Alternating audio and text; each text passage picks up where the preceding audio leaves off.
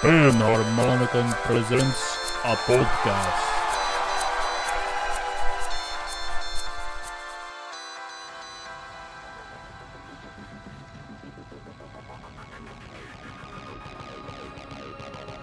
So, Simon, this thing you wanted to show me, is this it? You can go to The moon. Welcome back. I just love the folks. fact that they got Mark Hamill in the studio and said, Mark, can you imagine yourself being pulled into into an alternate to the dimension. dimension Like, that put you to the moon? Let me see what I can come up with. Mark Hamill was skipped. Yeah. Wow. Yeah, dude. Yeah. Dang. Right? Man, I wish I could go on through this episode, though, but I'm just not feeling it today. What? You ever see that Sprite commercial with Drake? Where he's in the booth? Yeah, Oh, and then And he he's- becomes. and then he, like, turns into like a stereo robot for a second, and then he's like, okay, Last name ever, first name greatest. That's all he needed was a Sprite. I will say, that was a perfectly crisp can open. That was Like, pretty it could have good. been a Thank dud, God. That was, and I would have been like, damn. a lot was riding on how crazy It was, that can because we all got super quiet. I was just waiting on it, and it could have just been like, like, It had some, it had a conscience. Had a It knew soul it, to it knew it was that one. like it knew it had to perform right then and Yeah. there. It was like, Yeah, dude. It had those ED pills. Yeah. You know cans of energy drinks can have erectile dysfunction?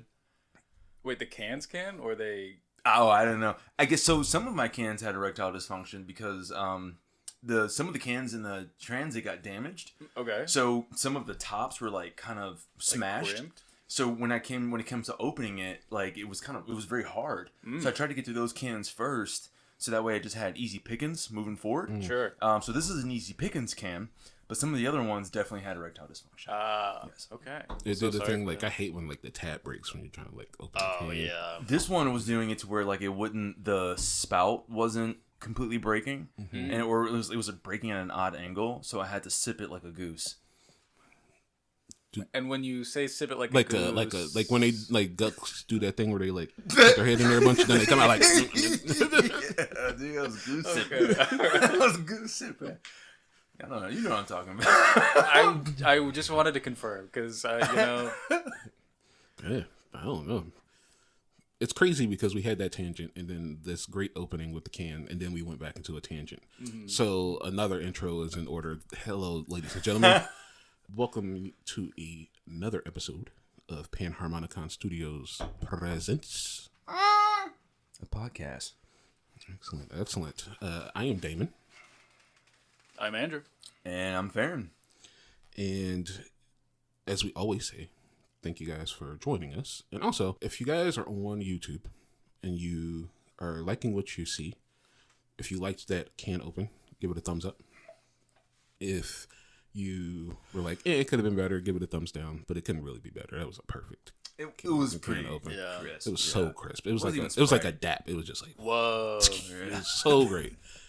Spotify, rated 1 through 5. Yeah, definitely rated 1 through 5, but YouTube. Also on YouTube, if you've been listening to us yap, check to make sure that you're subscribed. Just simply because with the way the algorithm works, you may think you're subscribed just simply because when you open up YouTube on a Monday morning, we just happen to be there. Yeah. And it's really just the algorithm saying like, you like this, so we'll give it to you. But just check to make sure that you actually are subscribed for us. It mean the world to us. And if you are subscribed, hit that notification bell just so that you know when we put out stuff that isn't the episode. I keep saying more stuff's coming, and it is.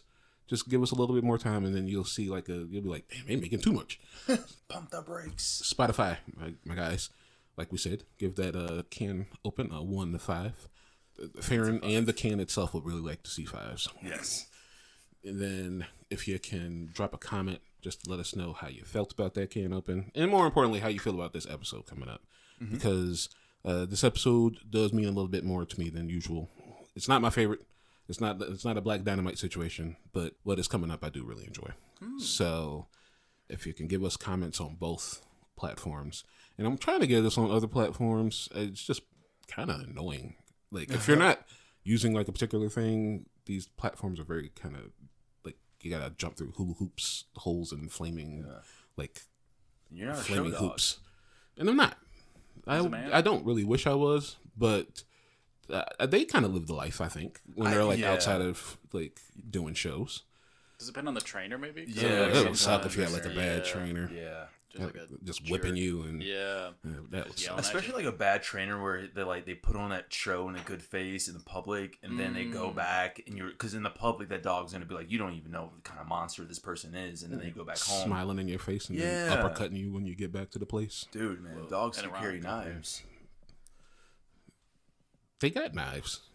The dog? They got little mini knives called claws, and they got slightly bigger knives called teeth.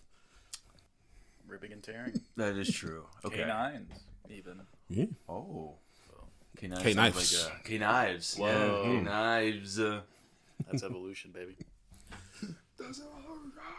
But before we do get into our more familiar aspects of the episode, just wanted to see how you guys were feeling today. What you been up to? Oh man, what have I been up to? I've been looking into because we talked about like doing Let's Plays, right? That's one of the reasons why. Oh, so I guess like yeah. So one of the things I did. Oh yeah, I guess you weren't a part of that conversation. We just like this mentioned week, offhanded, okay. like yeah. So let's make sure that all of our the brothers in here. I'm just glad I didn't we miss talked anything about- because I was like, holy shit. Oh yeah. No, well, we had just talked about doing like Let's Plays and like it's just like an extra form of content that we could do. And I know some of the Let's Plays that I love watching are like people play horror games and whatnot, and so it's one of the reasons why I haven't picked up the new Silent Hill F yet. Yeah, I was wondering about that. Yeah, and it's almost like I kind of want to do that as the first Let's Play. So I was looking at capture cards, just to see, and I put that on our spreadsheet because we're getting serious, guys. We got spreadsheets of equipment. I've actually had it for a while, but I added that to that, and I just think it would be super fun. But also kind of just I am wondering of ways like how could we make it unique from like or stand out a little bit differently from some of the other people that do it. I know a lot of times when I see Let's Plays, it is just that one person playing the game. I think that's unique enough, especially the way you play. I was about to video say, games. putting you on any horror game, that's going to be... What is that And supposed it's to not mean? just... It's the most entertaining thing to watch you play. Motherfucker. Yeah, I do be getting. You're like, man, your neighbors must hate you today. We were playing Silent Hill. You was, whew. I was scared. Okay. No, You that's... can't- No shade. I mean, it's just entertaining is what I'm Yeah. saying. Yep. I think you bring that factor in and of itself. But you've been looking at some cards. Yeah, just kind of thinking about how the setup would go, and excited to. I'm just like excited to do like anything new. And I was working on the script for the if. So I like if as in like the like movie? what if like I had made it, or like what if we had made it kind of idea of like taking certain movies and just kind of asking that question of, because I think there are times, and I think we talked about this a little bit, of just watching a movie thinking it's going to go in a certain direction, and then it pivots in another direction, which isn't like, say that's a bad thing, but sometimes when it pivots in a direction that you didn't expect, it's like, what would I have done if I had, the reins and been able to direct this film and guide things. Not to say that would make it better, but it is just, I think, an interesting concept. I would imagine, like, is there anything that you guys have ever thought about, like, if I had a chance to make this movie, what would I have done differently?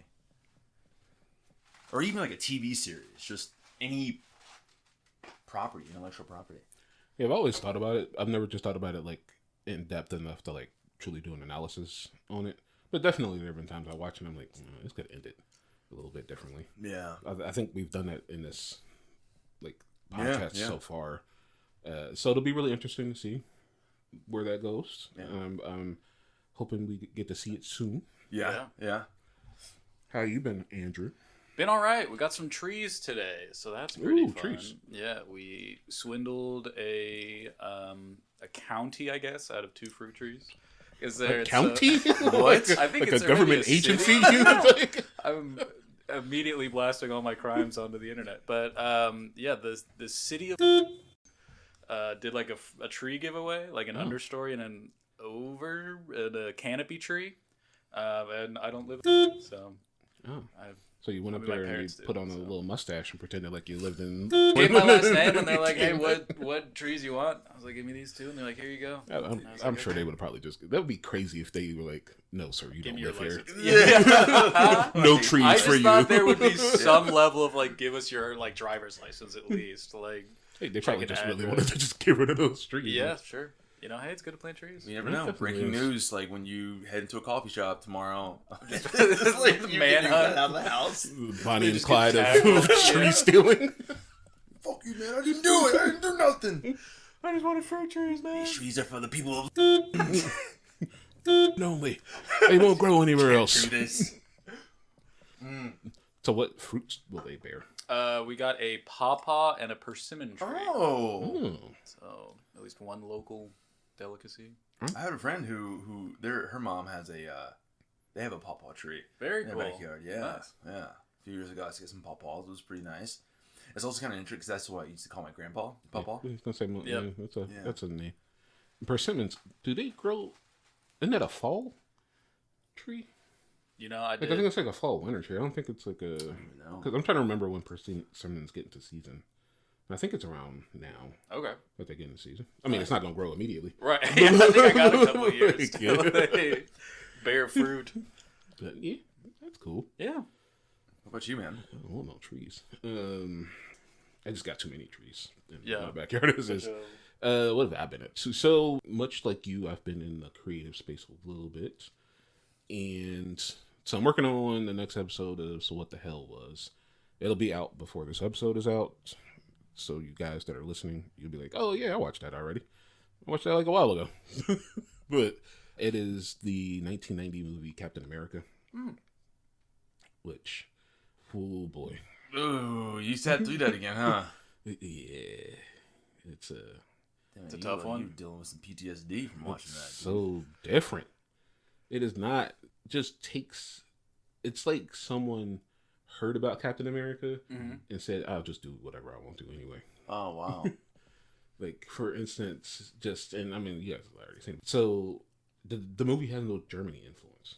The Red Skull is an Italian boy that the government takes to make into the Red Skull instead of being like a high-ranking German military officer who joins Hydra. There is no Hydra in the movie. Cap is not a like small, frail boy from Brooklyn. He's like an already adult man who has like a little bit of polio, and he's from California. A little bit of polio? So like As a tree.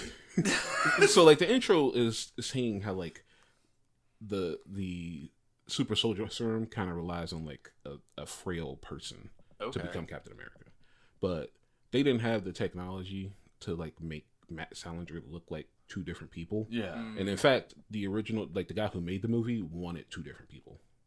He was going to have Matt Salinger be like just Steve Rogers, and then he's going to have Howie Long, the football player, be Captain America Wow. because he wanted a big Big guy. But Yeah. Marvel said, you got to make it one person. So it's just Matt Salinger, who's just a normal sized guy. He's not small and frail. But they're like, oh, we can't make him look small and frail. So they gave him polio. And the only time you see it is like he's like limping to like run someplace. That's it. That's the only time you see this like frailty. Otherwise, he just looks like a normal man. And like I said, he's from California.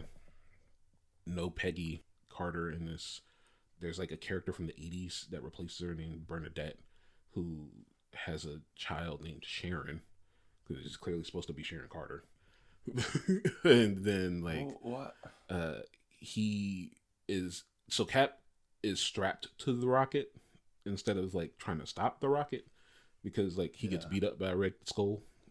Then he's strapped to the rocket, and the rocket is sent off to go like hit the White House. Kick it or something? But he He's, like kicks kicking it, and to it like throw off veers course? off after Yeah. it's gotten to DC. It's like right in front of the White House, and he finally kicks it, and it goes off. then he lands in like Alaska or something like that. It's so many different changes in this movie that you're like, why'd you even make a Captain America movie? Yeah, that's just a And totally then, different guy. The rest of it takes place in Italy again, but Italy is actually filmed in Yugoslavia because it was cheaper to film in Yugoslavia and make it look like Italy. Even though How do you make it look like Italy? Just Yeah. by by like a not canal? showing any like just constantly showing like tight little streets with like stone buildings to be like Just make it "See, look this mildly is European. Rome." Yeah. Yeah, okay. It's not good at all. I tried to like find some like glimmer of like maybe. No, there's no maybe in this. No It's just silver not a good lining. movie. But that's been me. I've also been, and this ties into the episode. I played. So I'm a big Mecha fan, and there is a series of games that have been coming out in Japan since the late '80s. I think '89, and specifically because it first came out on the Game Boy, and it's the year the Game Boy came out, called Super Robot Wars, and it is a tactical turn-based RPG. Think like Final Fantasy Tactics, but with a whole bunch of different super robots. So it's like Mazinger Zeta, or they also started adding real robots like the Gundam series and stuff. Super fun. The most recent one to come out is Super Robot Wars Y. Came out 2 months ago. I got to play the demo, which gives you like a few missions to play, and the one before that I played was Super Robot Wars T. They kind of do this weird thing where like when some comes out, they'll have like a theme around them if they're like a grouping. And there's groupings, the titles all have like the last letters of like the alphabet in them, with the exception of Z, because they had already done Z on the PlayStation. So it's been V, X, T, and Y so far. And we'll see if they do any other ones. But the one I played before had the titular character of this movie in it, Gurren Lagann.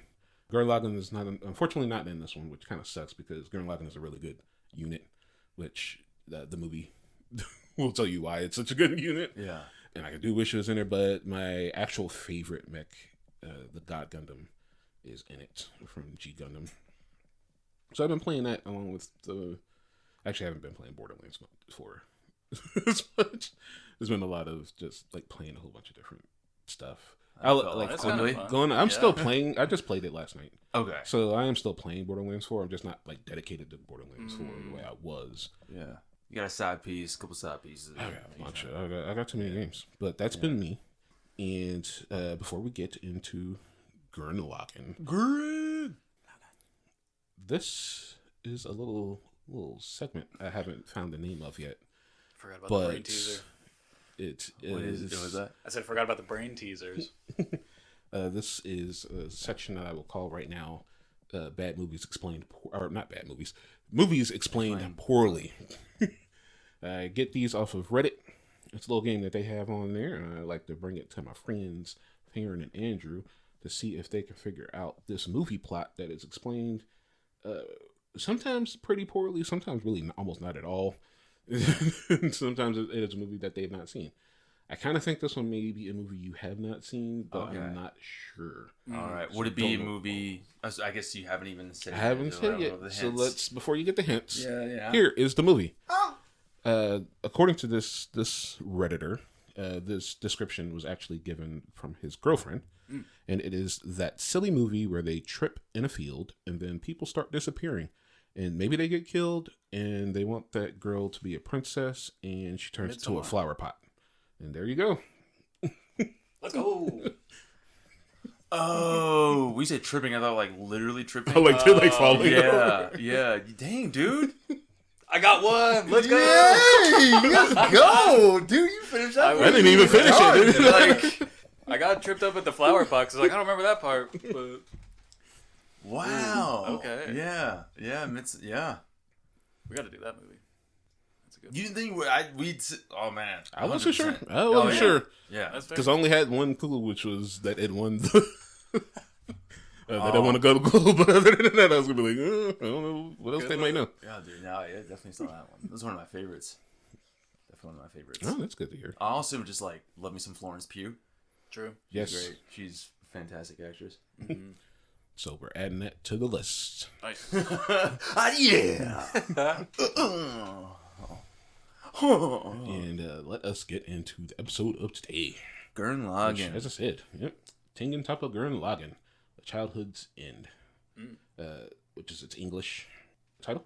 Its Japanese title is just Tengen Toppa Gekijoban Tengen Toppa Gurren Lagann Gurren Hen, which is Gurren chapter. obviously the Gurren part is about the mech itself. Gurren part 2 is called Lagann. So it's just the Gurren chapter and the Lagann chapter, which make a lot of sense when you watch the movie. So, unlike pretty much anything we've ever seen before, these two movies make a whole, and these two movies are just a retelling of episodes 1 through 27 of Tengen Toppa Gurren Lagann, an anime that came out 2007, I believe. Oh. Gurren Hen, the first chapter, came out limited theatrical release in Japan, September of 2008. I could not find budget. We've gone over this before. Japanese movies are very hard to figure out the budget because they don't ever release them all like very thoroughly the way that we do over here. And it did 150 million yen in the box office, about 1.88 million USD, which is kind of interesting because it only played at about 11 theaters. Dang. Oh. Okay. So 95% audience score on Rotten Tomato. It does not have a critic score. Neither does the other movie. And I'm assuming that's because up until last year, there was no theatrical U.S. release. So there was a theatrical U.S. release. So last year the two movies came out two years ago, 2003. Okay. 2023. Okay. They came out for their 15-year anniversary. Oh, cool. And no, it was last year. Because they came out in the U.S. for the U.S.'s 15. Okay. Because the DVD or the Blu-ray DVD of these movies came out in 2009 in America.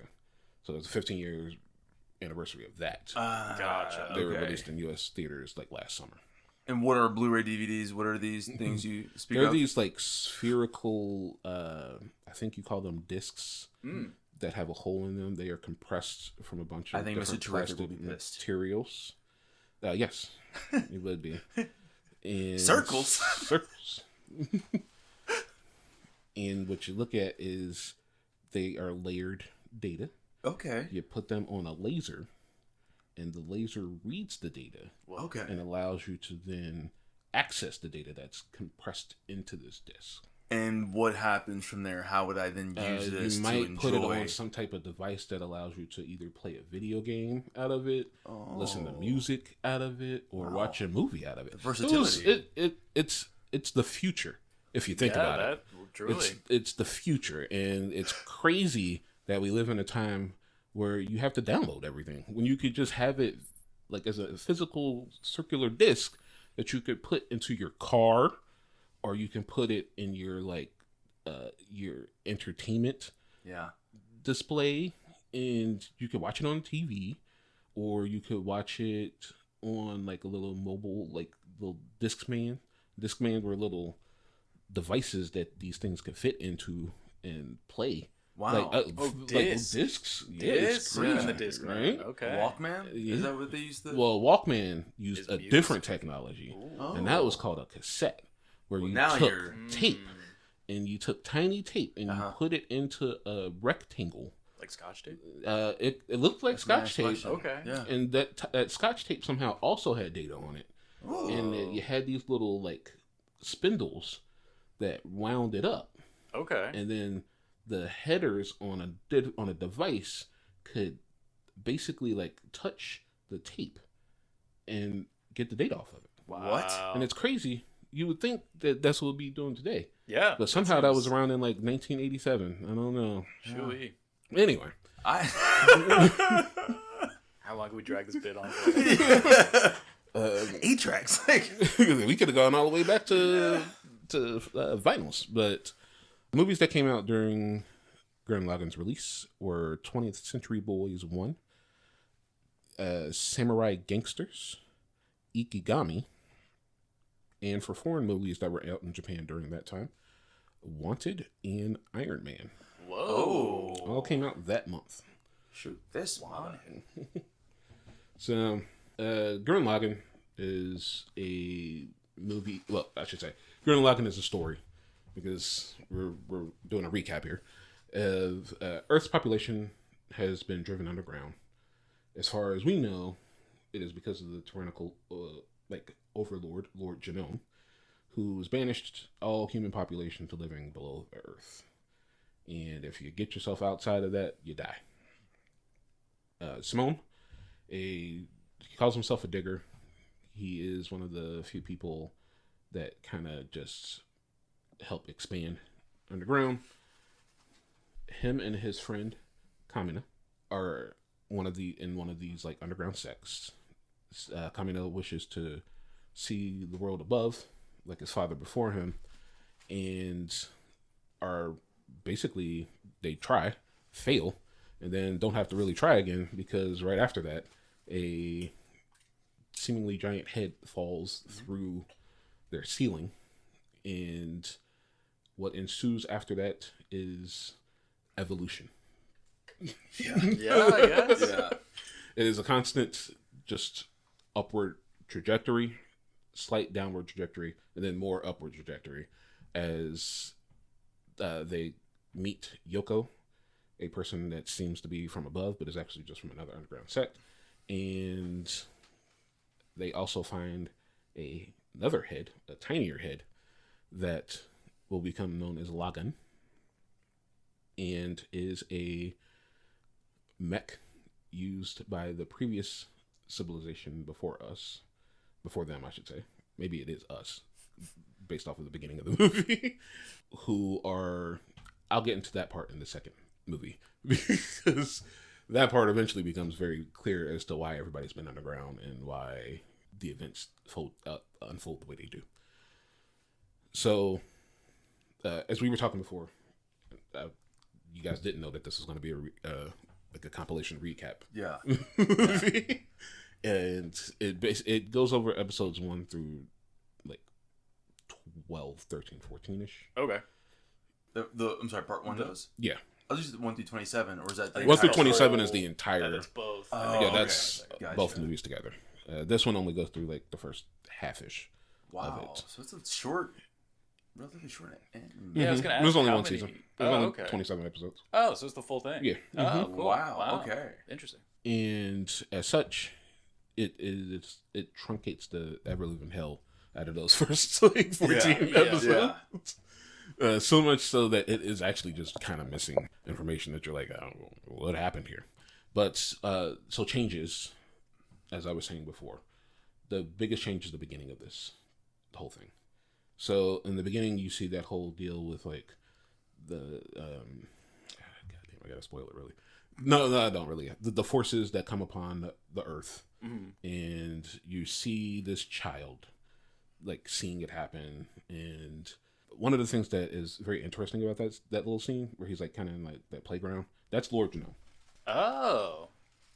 And the animals that are around him are the beginnings of the Beastmen. Wow. So the ones that you can see like that have the more detail out of those like 4, those are the 4. Oh, his lieutenants? That become lieutenants. Wow. And then also, for some reason, there's a Pikachu and a Mew there that are just kind of like silhouetted. But all of that is new.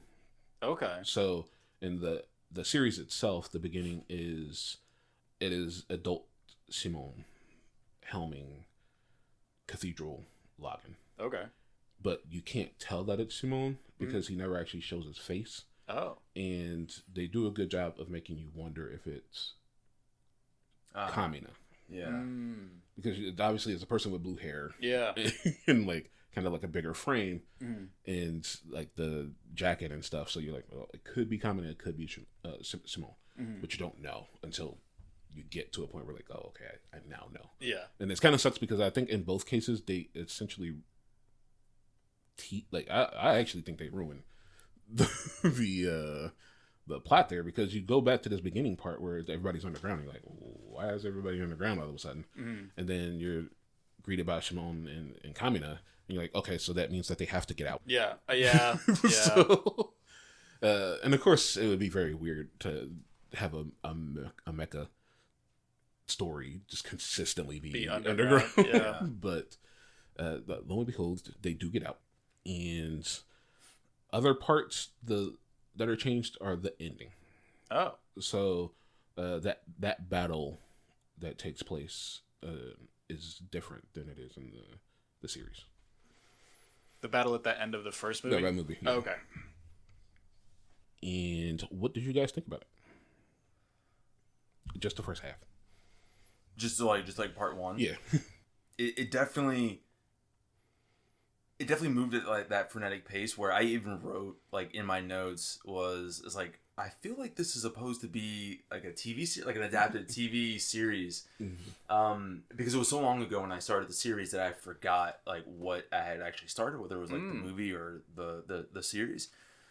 It is enjoyable. Very, I guess, what do you say? Like, what do you call them? Like Shonen Jump, where it maybe that's not the term for this particular anime, but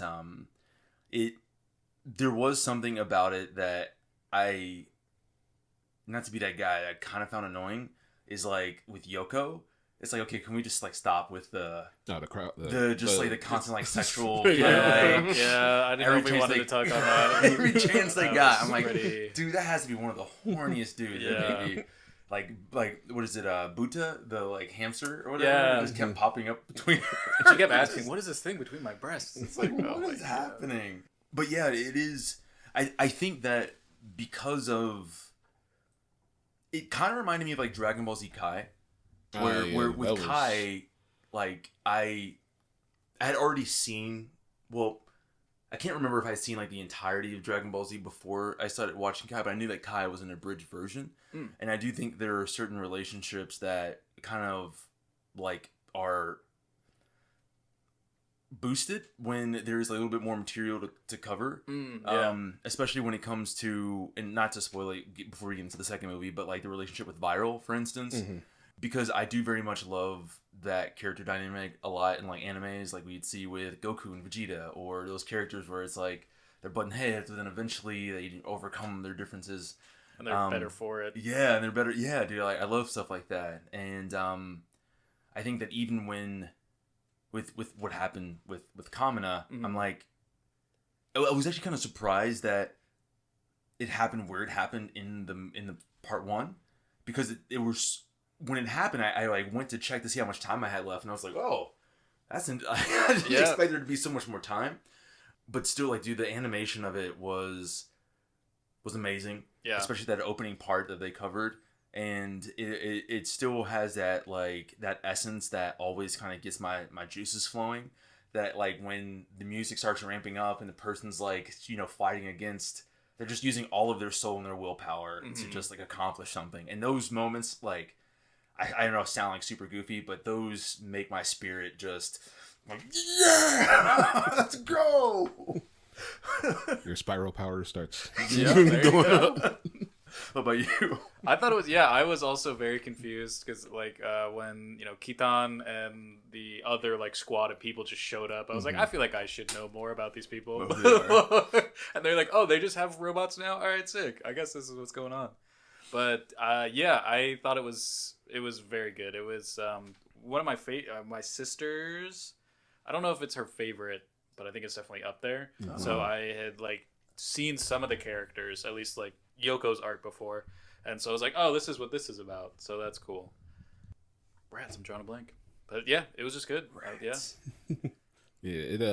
I do think that it does disservice to a lot of the side characters, because you're not given like why these characters exist, and in fact, like even the like montage it does to like get these people are so short that you're like, well, who are these people? Why do they exist? Yeah. So like Roshu, I'm assuming, I was gonna say like Roshu, Gimme, and his sister. Yeah. Like, so that story is super important because it actually feeds into the second movie itself and Roshu's like why Roshu is the way he is. Oh, okay. And I'll say it like right now, like in that episode, what happens is they're having a fight and they fall into another pit the way that happens in the first episode. Oh, okay. And so what they find down there is that these people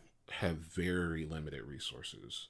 Like, unlike kind of other places that seemingly are able to like really sustain all the people that live there. Yeah. The way that this one works is their resources are so limited that they have created a religion that says that a person is chosen to go on and be like given to like the savior.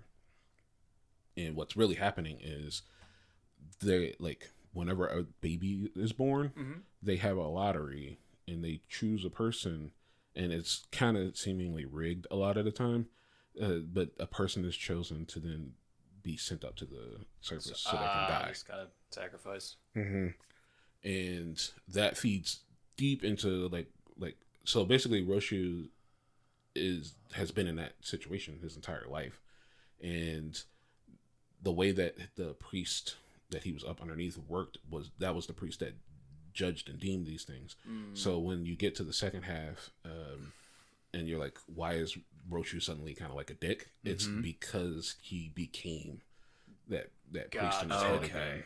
That makes sense. I really appreciate that extra context. Because I was in that part. Yeah, I know we'll cover that in the next episode, but I was like, damn, dude, you really just...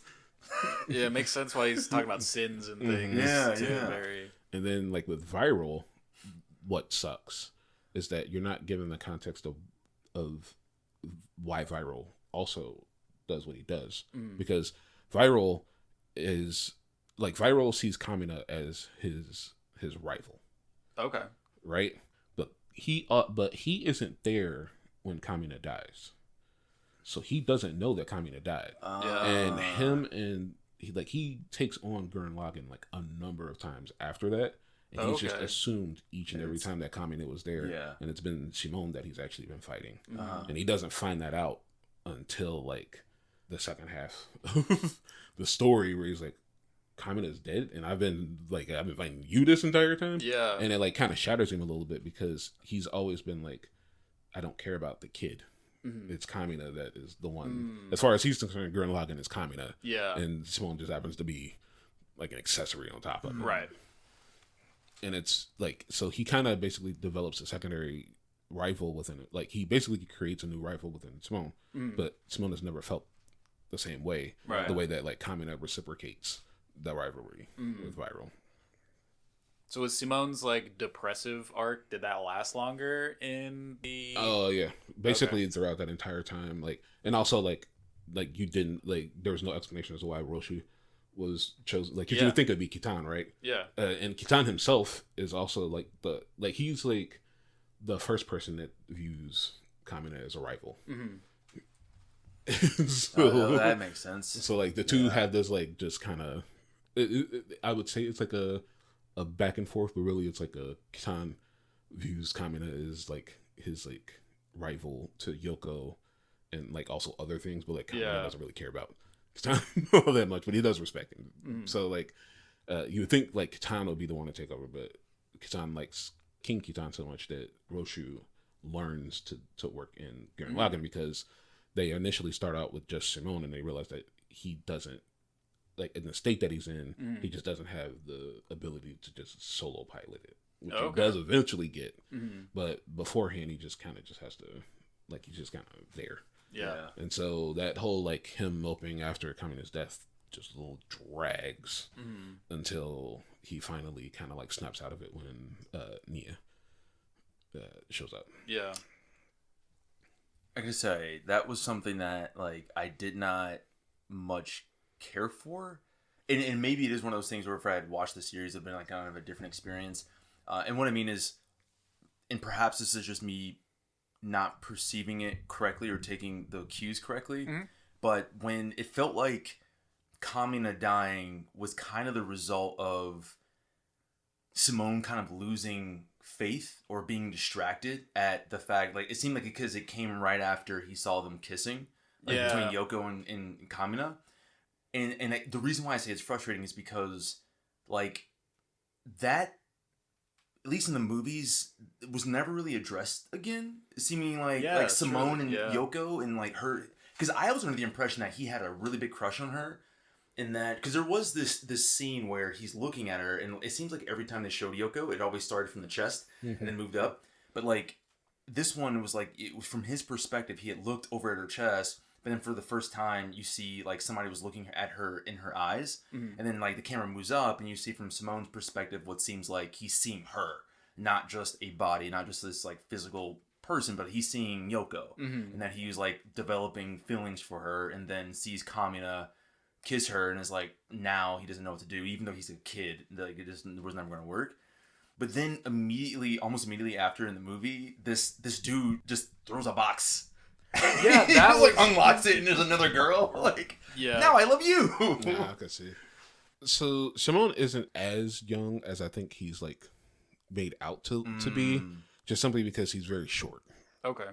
Which you can even see because even like Nia is taller than him. Like when they first meet. Yeah, like when they first meet. So that is a point of, I think, contention just even in the series itself. Oh, and that's that there's this very sort of like tense triangle between Yoko, Kamina, and Shimon.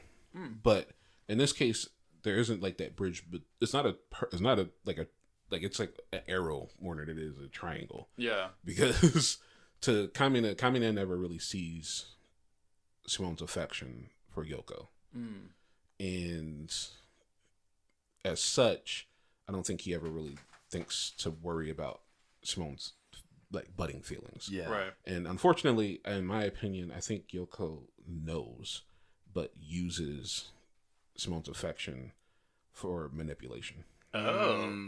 To me, like whenever it's needed for Simone to like take action or do something, she tends to use her sexualization to like make him like spur him into action, which I think just continuously makes him like build up these feelings that he never would have had she like just set the boundary like very early on. Yeah. But because she also had these constant conflicting feelings for Kamina that she just never let on until like it got to be too late, it also like stems from like, I don't think she was like keeping him around as an option as much as it was she just didn't reciprocate his feeling, but knew that she could use it in a way that benefited everybody else. Yeah. Which I think sucks because like she essentially kind of like, I'm not saying like she's the reason for what happens, but she does help spur it on. And then I also think it's very odd that once Kamina, like, because once Kamina is like gone, the two do not like, they don't become close. Yeah. She gives him like a lot of space because she also has things that she's dealing with. And so the two don't ever really hit that like, let's talk about what happened situation. And as such, it's just constantly left hanging in the air until Nia shows up. And then you can kind of tell that like when Nia shows up, Yoko doesn't know how to like feel about Nia until like Nia actually proves like that she isn't just like a spy or something or to like do anything. And so I think at that point they just like established that like Yoko's just gonna be off on her own, and like now it's Timon and Nia. But and it's interesting because that like affection that he had is just kind of like blown to the side. It never bubbles back up, or he never has like that feeling ever again. Which and like ultimately if they never end up together, that's totally fine.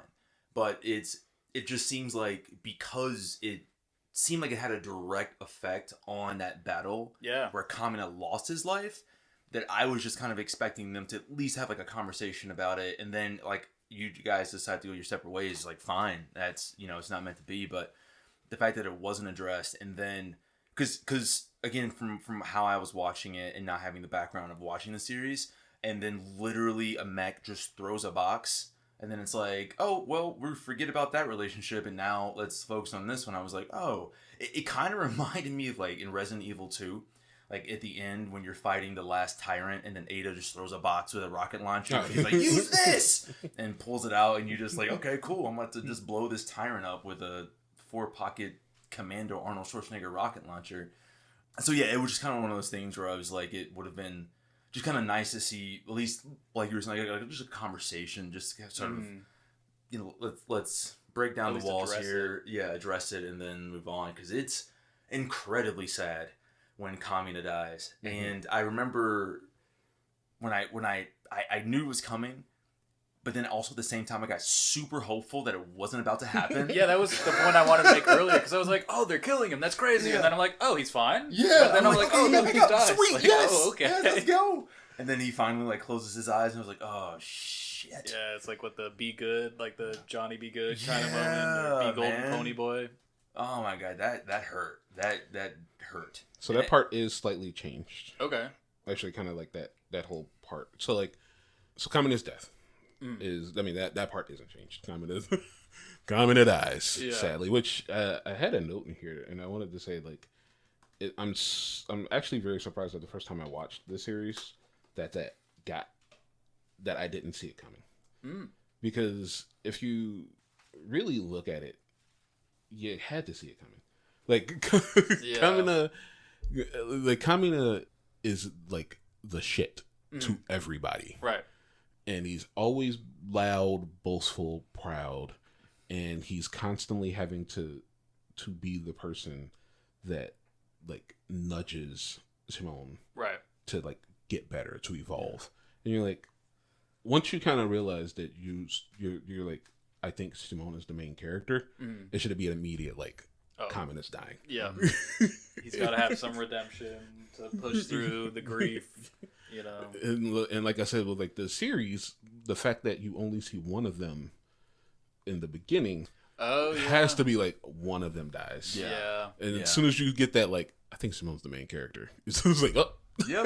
Forget out which ones are dying. Here we go. But the way that he dies gets you, because he has a bunch of close calls in the series before that happens. And you're constantly like, is he? Oh, no, he's fine. Okay. And then finally you think it's done because he takes that right to the body. You're like, he is done. But in the movie, there's a slight change in which the reason that he gets back up is because he hears Yoko talking to him, and that spurs him to get back up. In the series, I believe it's just he just gets back up because he thinks he's been dreaming. So he gets back up and he's like, oh, okay, I wasn't dreaming. I need to get back to Simone. But the whole I think I said earlier that Vero wasn't there, but Vero was there. He just didn't think that they killed Kamina because Gurren Lagann gets back up and they fight. Dang, dude. Yeah, because they kind of beat him away, right? In that, and that's because then they kind of. Right. And then they end up killing that general whose name Timful. Yeah, it's so many syllables. And I'm like, what? I don't even know how to say it in Japanese. It is such an annoying name. Timothy. I mean, that's what. I'm gonna call him Timothy. So Timothy. So Timothy actually was supposed to be back because he doesn't die there, and instead, when they do the forearm, that attack on Daiguren, he's there. But in the movie, they switch it to being viral. Oh, okay. Which I think makes more sense because he's been basically moving his way up to becoming one of the generals. Yeah. Anyway, but there's a thing that I didn't say at the beginning during that part with Lord Janam and the fight and everything. So I noticed this because I'm a nerd when it comes to mecha anime and stuff. But the scene where there's this reveal and there's a bunch of mechs shadowed out and oh, this is Earth's the spiral squad that's going to take on the anti-spiral. There are several real super robots in there. They've just been modified to look like Gurren Lagann-ish. Okay. That makes sense. Yeah. So ones that are in there are Mazinger Zeta. You can't have a super robot series without mentioning Mazinger. Kotetsu Jig, and Getter Dragon, and Getter 1 from Getter Robo. I think there is a Gundam in there. It looks like New Gundam, but I'm not sure. Okay. And I think it might also be a Dragonar. And then there's something that looks like Zombot 3. And that probably means nothing to you. But if you're a listening audience and you're like, I know my mecha anime, you probably saw that too. I just wanted to point those out. Those are pretty much all the main changes that I think happen in that span. Mm-hmm. They didn't touch this movie as much as they touched the second movie. Okay. The second movie, almost half of it is different. Yeah. Oh wow. So there's a lot of changes that happen there. And this one, and it's interesting. So I've never seen these two movies. Oh. I've seen the series like 10 different times. Okay. But I've never thought to watch the two movies because I knew they were just... Because you already watched the series. Yeah. So seeing these was kind of interesting because I was like, there's so much context taken out, but at the same time, it's as a two-parter, it works. I mean, I don't think I would sit there for like almost 4 hours, but it works as like just giving you a summary of what the series was like, while also giving you that the style.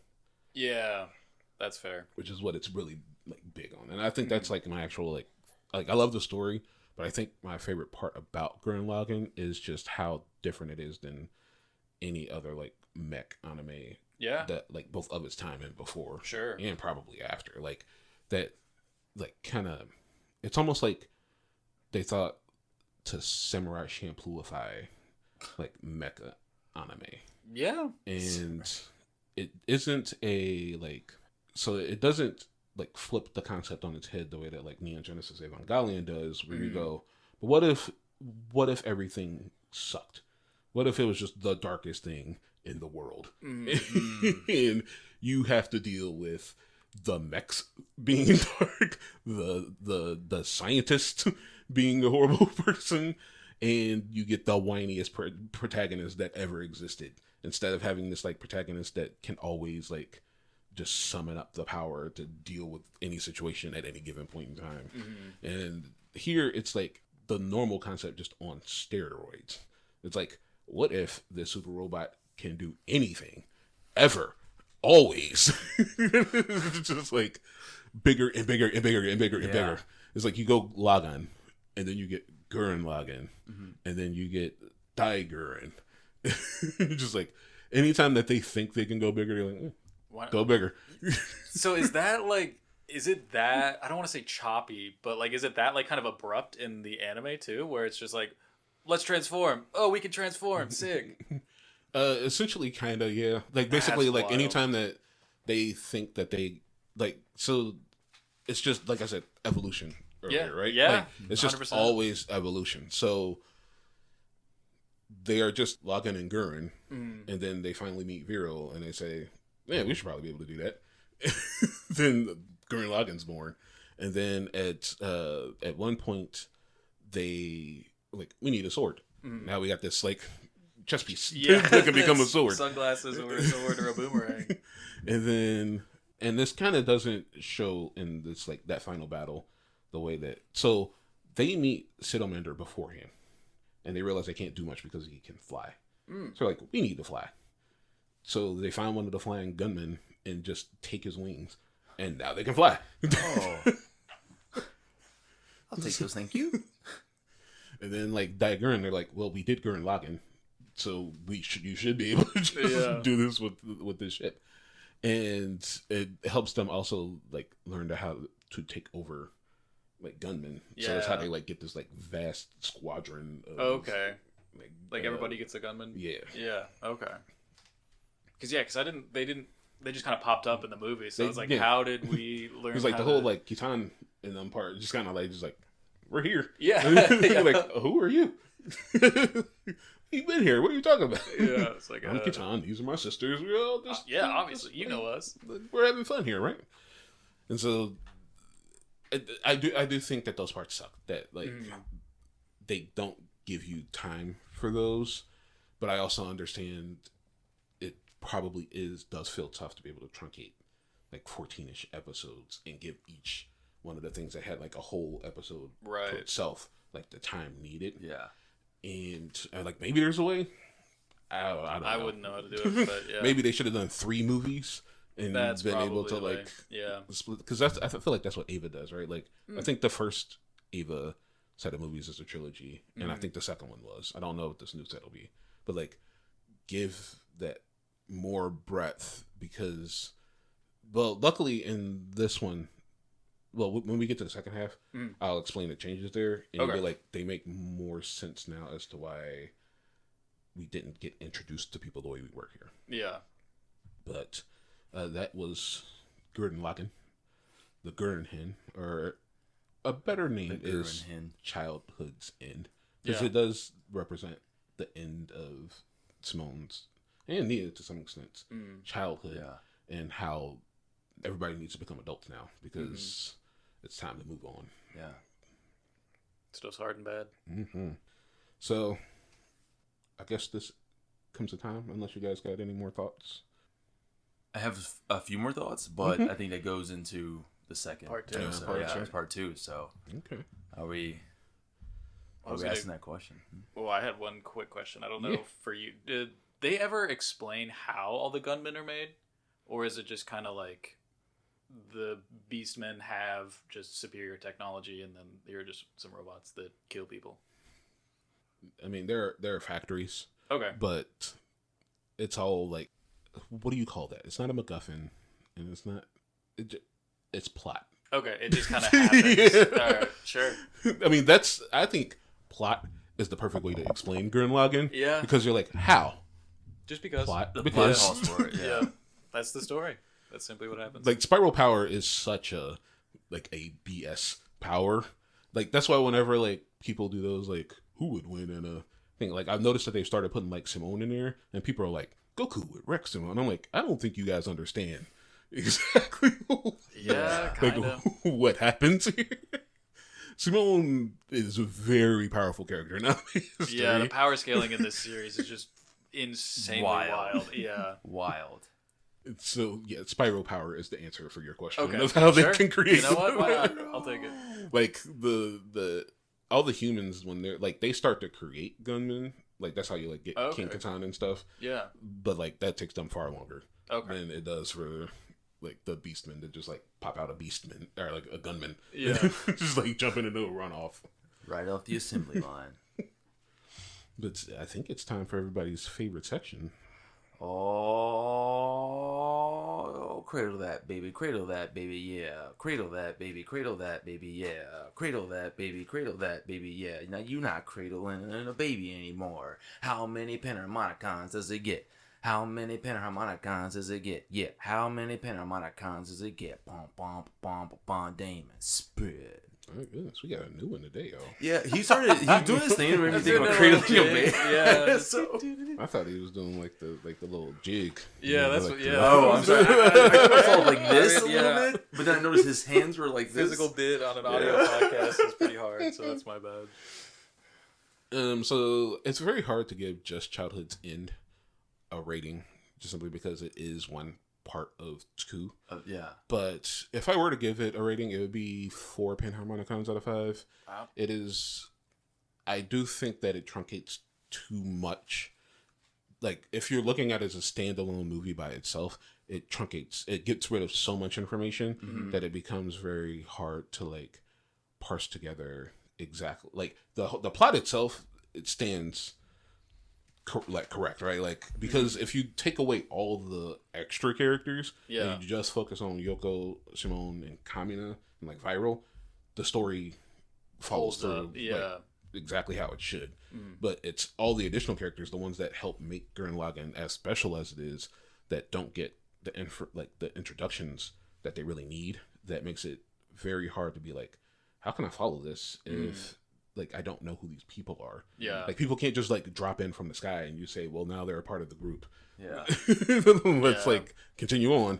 And I mean, I can't tell a almost 20-year-old movie how to fix itself. But I think if they were to come back to wanting to redo the set, I would just say, hey guys, like make them 3 movies. Yeah, I think that's the only thing you really can do. And that's because Gurren Lagann is in my top 5, like anime. Wow. So like having to say that, like if I were to do the series, it'd be 5 Panharmonicons out of 5. Yeah. But for this movie, we're gonna bring it down to 4 Panharmonicons out of 5. Nice. Who's next?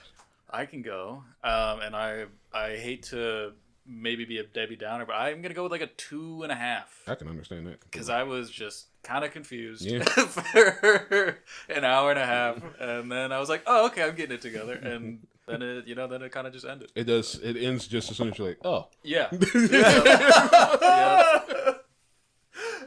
Yeah. But Sure. That was 2 hours of my life. Guess I'll wait for the next one. Yes. Yeah. I would give it. I was giving it a 3. Okay. Giving it a 3. I do enjoy it, and it is one of those that I am interested in finding the time, carving out the time to go like watch the series. Yes, I'm right there with you. And see what that's like. Mm-hmm. But yeah, just like you said, there were some confusing elements. I think the part with, because I enjoyed Kamina so much, for as abrasive as he could be, but having that gung-ho like fight sort of mentality, like the way that he died, and that it's just kind of like the reason is never really fully addressed after that. I was kind of hurts, like, sure, just allow that to be addressed so that it can have a true place, rather than it just being that distraction that gets my boy killed. I was just hoping that, he cracks me up, dude. Don't believe in yourself. Believe in the you that believes in me, that believes in you. Yeah. I'm like, sure, dude, whatever. I like the energy. But yeah, still, I think it has its place. It's enjoyable. It's a fun flick. The animation is great. Yes, but it's very truncated. Yeah. So we just gotta watch the series then. Yeah. That's the only way. And that's the only answer. More than anything, why I wanted to do this. Sent this into their lives. And I hope you guys that were listening too, if you haven't seen it at all, are like, I want to see it now. Because that's what I want. I want more people to watch Gurren Lagann. Yeah. I don't think it's an underrated series by any means.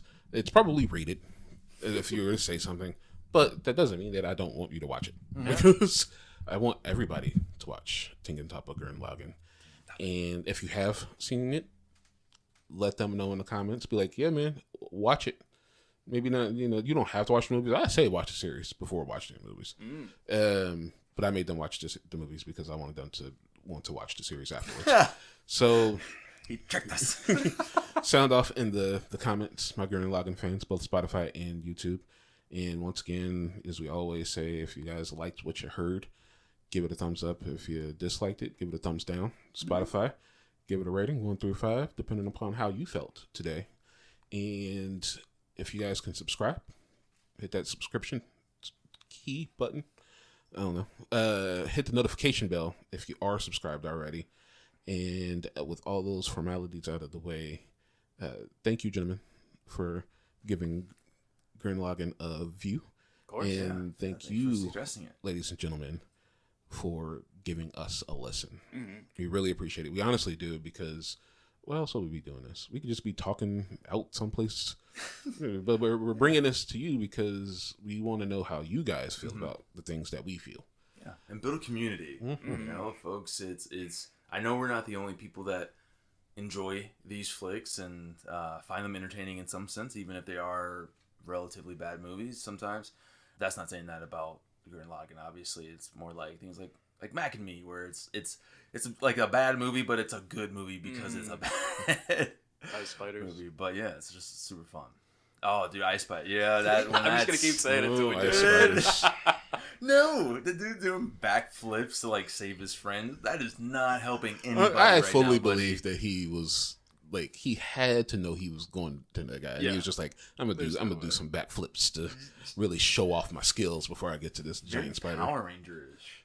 Ooh, yeah, it's way too much credit. When he was doing but yeah, like when Billy was doing those backflips to get to Aisha. True. I'll do these somersaults, these backflips. That's faster than running. Yeah. But this has been another episode of Panharmonicon Studios presents a podcast. Thank you guys for listening. Hope to catch you in the next one.